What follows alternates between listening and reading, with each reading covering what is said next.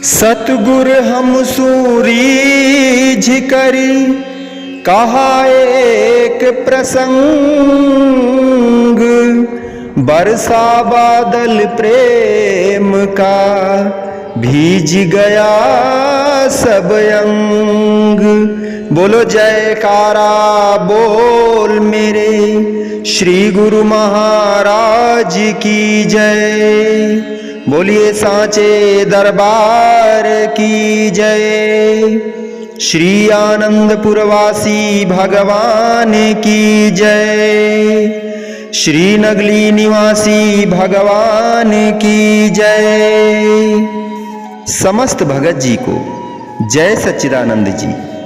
भगत जी इस चैनल को सब्सक्राइब कीजिए, वीडियो को भी लाइक कीजिए और वीडियो को ज्यादा से ज्यादा गुरुमुखों के पास शेयर कीजिए ताकि यह भक्ति में सत्संग समस्त गुरुमुख जन तक पहुंच सके और आप भी पुण्य के भागी बन सकें। जय सच्चिदानंद भगत जी। सुखदेव गुरु चरणों में सिर रख दिया और गदगद कंठ से बोले, मैं अत्यंत लज्जित हूं गुरुदेव। सचमुच मैं अभी तक भ्रम में पड़ा हुआ था।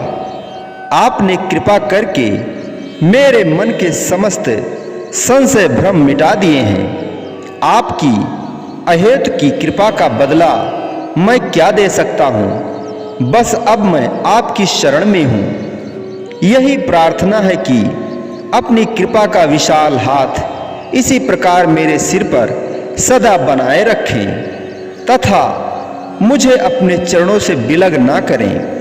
राज ऋषि जनक जी ने सुखदेव के सिर पर स्नेह का हाथ फेरा और बोले, सुखदेव सावधान होकर मेरी बात सुनो। माया के सब पदार्थ तथा लौकिक भोग मिथ्या है, यह तो तुम जानते ही हो, किंतु यह भी सर्वथा सत्य है कि सृष्टिकर्ता ने सब रचना मनुष्य के लिए ही रचाई है। यह समस्त भोग पदार्थ तथा भांति भांति की सामग्रियां मनुष्य के ही उपभोग अथवा उपयोग में लाने के लिए है। जगत के इन पदार्थों एवं भोग पदार्थों को नियमानुसार भोगने में दोष नहीं। दोष तो केवल वहां उत्पन्न होता है जहां इन भोगों के प्रति आसक्ति अनुराग अथवा मोह होता है। आसक्ति अनुरक्ति अथवा मोह को त्याग कर संसार में व्यवहार करना तथा अपनी चित्त वृत्तियों का प्रगाढ़ एवं दृढ़ संबंध मालिक के चरणों के साथ जोड़कर रखना, यही सच्चा त्याग और तप है। यही मानसिक शांति की प्राप्ति का उपाय है। यही हमारे उपदेश का तात्पर्य है। यही वेदों शास्त्रों एवं पुराणों के ज्ञान का सार तत्व है तथा यही ऋषियों मुनियों की आध्यात्मिक शिक्षा का निष्कर्ष है, जिसने परमार्थ विद्या के इस सारभूत तत्व को भली भांति समझ लिया तथा तदनुसार अपने जीवन को क्रियात्मक बना लिया। वह जीवन मुक्त पुरुष है तथा वही उत्तम ज्ञानी है। बस परमार्थ के इस रहस्य को जान और समझ लो, तुम्हारे मन को अविलंब उस शाश्वत शांति एवं परम आनंद की उपलब्धि होगी जिसकी चिरकाल से तुम्हें खोज है। सुखदेव जी कृत्य हो गए। उन्होंने राज ऋषि जनक के चरण कमलों में पुनः शीश नवाया। उसी क्षण महाराज के प्रसाद का द्वार खुला और राज के कुछ कर्मचारी, प्रधानमंत्री और व्यवस्था मंत्री आदि भीतर प्रविष्ट हुए। सबने विनीत भाव से प्रणाम किया और निवेदन किया, प्रभो इतने भयानक अग्निकांड से कोई जन हानि नहीं हुई। अग्नि शांत हो गई है। आपकी कृपा व छत्र छाया में सब सकुशल हैं। महाराज जनक ने उपेक्षा भाव से सुना, अर्थात उन्हें यह सुनकर तनिक मात्र भी हर्ष शोक न हुआ। इतना निवेदन कर सब कर्मचारी लौट गए। इसके उपरांत भी राज ऋषि मुनि सुखदेव के प्रति उपदेश करते रहे। अब सुखदेव को आभास हुआ कि उसके गुरुदेव राज ऋषि जनक कितने त्यागी और आसक्ति रहित थे। शिष्य को पूर्ण रूप से दीक्षित करने के लिए तथा उसकी परीक्षा हेतु राज ऋषि जनक जी ने एक और कौतुक रचाया। इधर मुनि सुखदेव के हाथों में किनारों तक भरा हुआ दूध का कटोरा दिया और साथ में यह भी आदेश दिया कि देखो सुखदेव, तुमने इस कटोरे को हाथ में लेकर नगर का परिभ्रमण करना है। याद रहे आपके साथ 2 सैनिक नग्न तलवार लिए होंगे। जहां कहीं भी एक बूंद गिरी कि तलवार का वार आप पर तैयार। उधर जनक जी ने चित्त आकर्षक दृश्यों से नगर को इस प्रकार सजवाया कि अनायास ही मन उधर की ओर आकर्षित हो जाए। मुनि सुखदेव जी श्री आज्ञा सिरोधार कर हाथों में कटोरा थामकर परिभ्रमण करने के लिए चल दिए।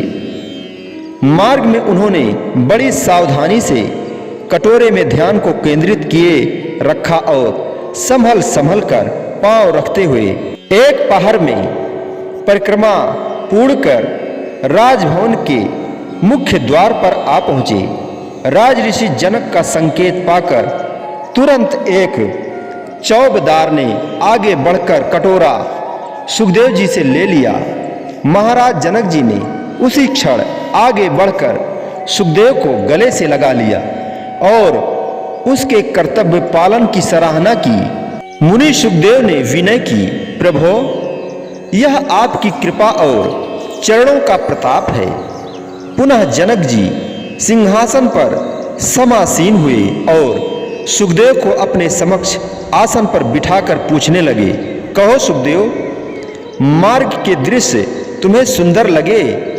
कहीं कोई अभाव तो नहीं था? मुनि जी ने विनय की, प्रभो, मुझे तो बस इतना ही विदित है कि सूने से पथ पर एक मैं हाथों में कटोरा लिए चल रहा हूं। इसके अतिरिक्त मुझे कुछ विदित नहीं।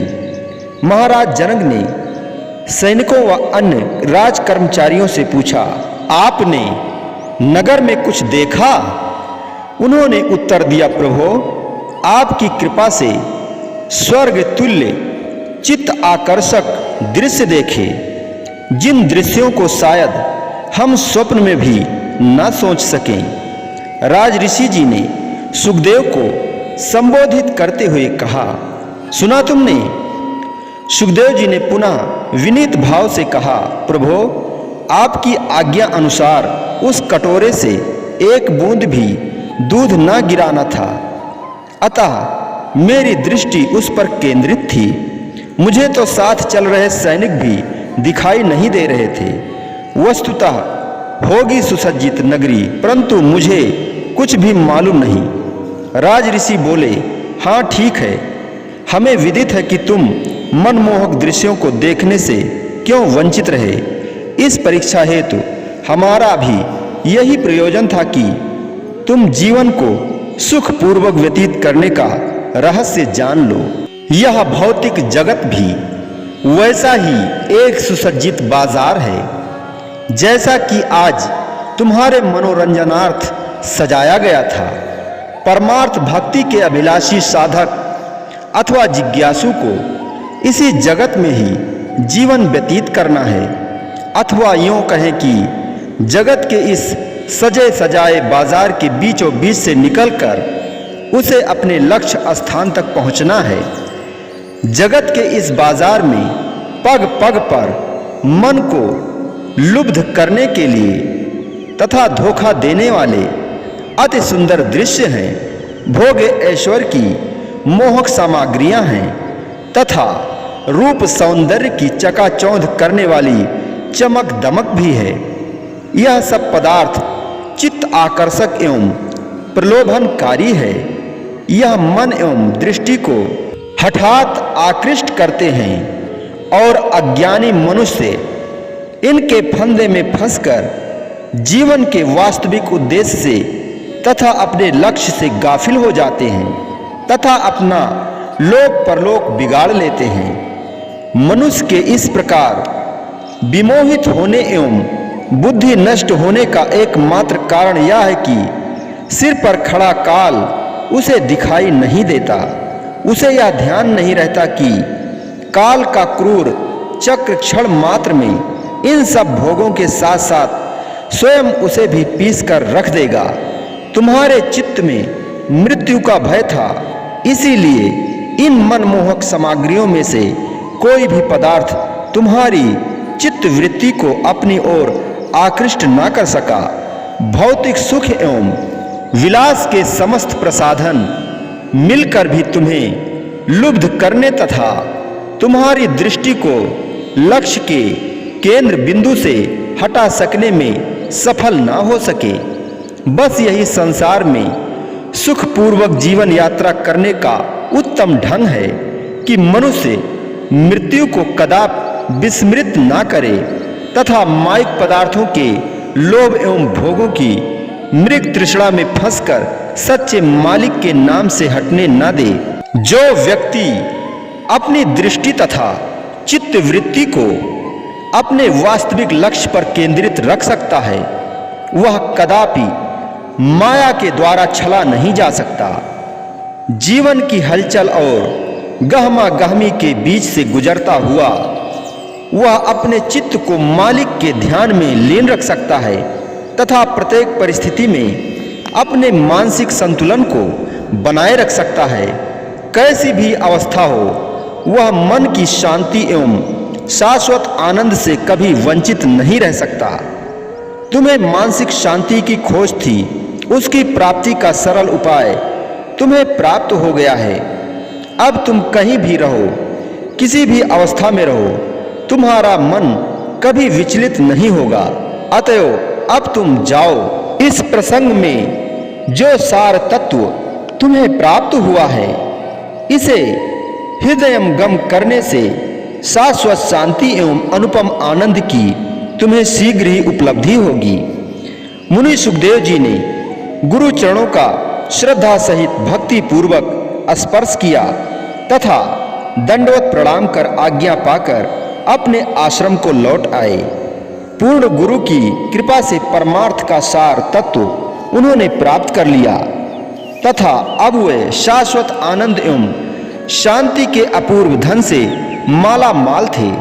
गुरु के बतलाए हुए भजन अभ्यास में मग्न रहकर अब वे आनंद पूर्वक समय व्यतीत करने लगे।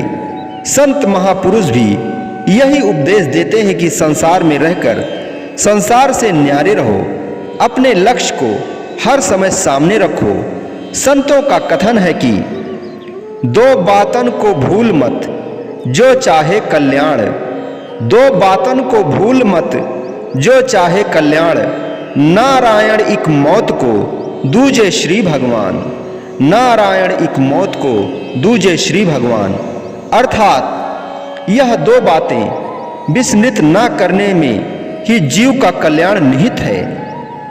प्रथम तो मृत्यु को कि जिसका सब जीवों पर अधिकार है, दूसरा मालिक का सच्चा नाम जिसके बिना मनुष्य का जीवन व्यर्थ है।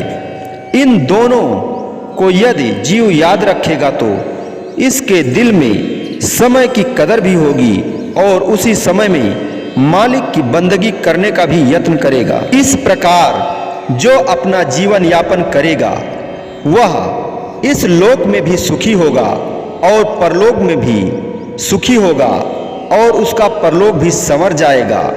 वह अपना परलोक भी संवार लेगा। वह वास्तविक अर्थों में जीवन की सफलता प्राप्त कर लेगा।